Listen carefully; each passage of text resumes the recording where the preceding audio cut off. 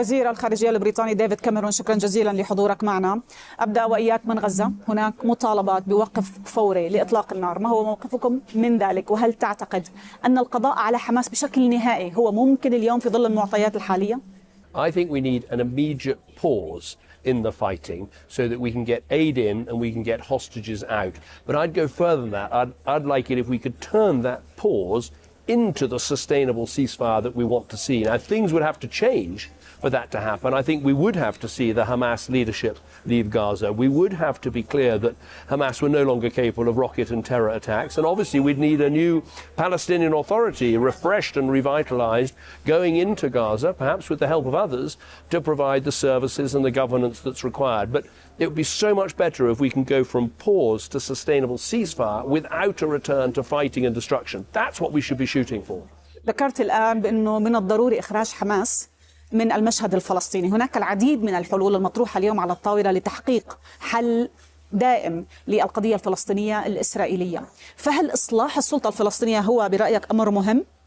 وأيضا ربما هنا السؤال عن دور الرئيس محمود عباس.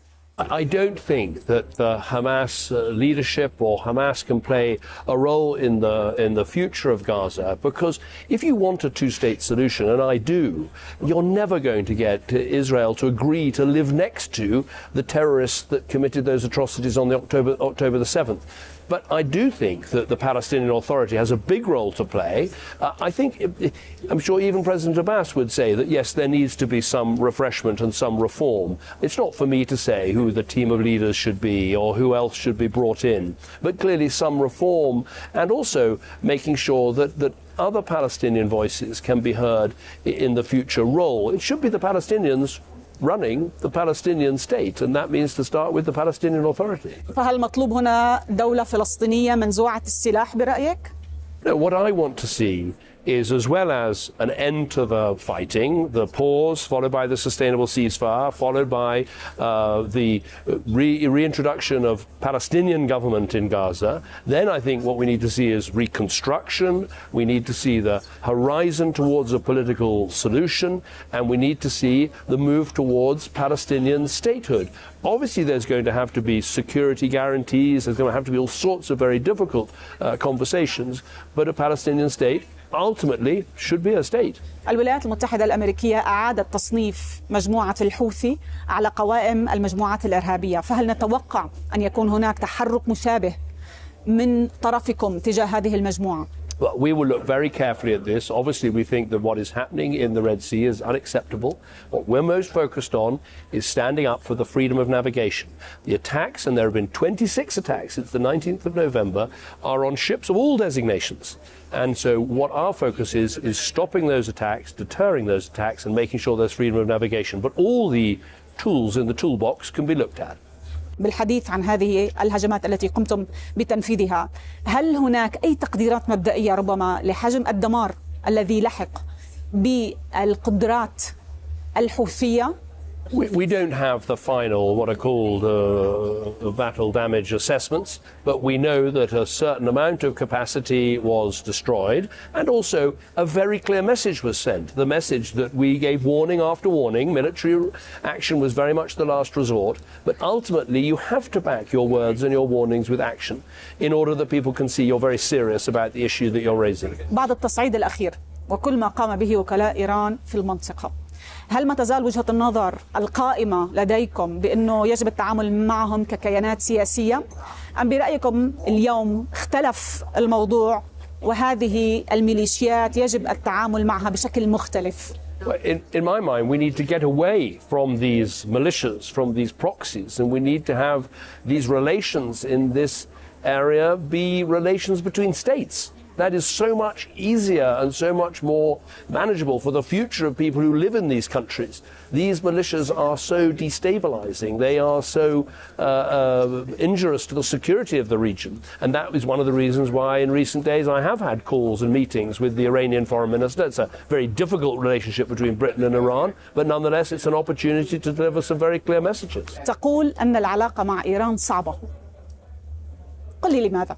Well, it's difficult because of the support that they have given to Hezbollah and the rockets they've been firing into Israel. It's difficult because of the support they've given to Hamas and the appalling things that they did on October the 7th. It's difficult because of the Houthi rocket attacks in the Red Sea, and we know that the Houthis have a relationship with Iran and get a lot of their weapons from Iran, and so that's why it's a difficult relationship.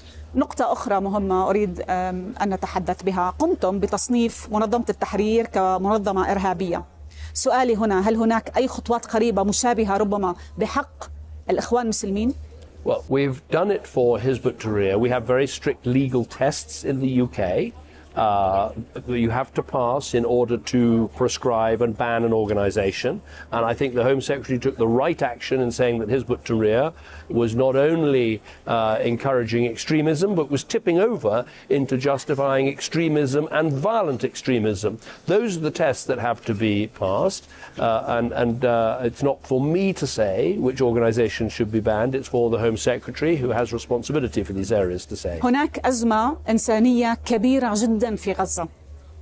ما هو الجانب الذي تقوم به بريطانيا اليوم لتخفيف المعاناة لدى المدنيين والدفع بالجانب الإسرائيلي هنا لتسهيل دخول المساعدات وأكثر؟ Well, I had a meeting today with the Israeli president. I've spoken with members of the Israeli cabinet. I've been to the region, been to El Arish to see it for myself. I've appointed a humanitarian envoy to look at what needs to be done. And I can tell you what needs to be done. We've got to get to 500 trucks a day going into Gaza with vital aid. For that to happen, we need to see the Nitzana checkpoint open all day and all night. We need to see Kerem Shalom open all week, every day of the week. We need to see, crucially, the United Nations staff inside Gaza. They need visas to get staff in. They need armoured cars to get the food and other aid around Gaza. And they also need the fuel to deliver that. And crucially, if Israel could open the port of Ashdod in Israel, just above Gaza, that would massively increase the amount of aid we could get in. Finally, we need to make sure the water is switched on back into Gaza. Ultimately, Israel bears a big responsibility for making sure that there isn't hunger, there isn't starvation, there isn't disease in Gaza. It's not only the Israelis that need to act. The Egyptians have things they need to do. We have things we need to do in terms of making sure the aid is getting through. Everyone must play their part. But the bottlenecks, some of which are at the door of the Israelis, have got to be fixed. مطالب ممتازة. كيف هو الرد الإسرائيلي عليكم؟ They are looking very carefully at what I've said. They know that not enough aid is getting in, and they are looking at these things, but what I'm doing is urging them that this is important. It really needs to be done quickly, and we can get from, say, 150 to 200 trucks a day. We can get to 500 trucks, but it needs that action to take place. وزير الخارجية البريطاني ديفيد كاميرون، شكرا جزيلا لوجودك معنا اليوم على شاشة سكاي نيوز عربية.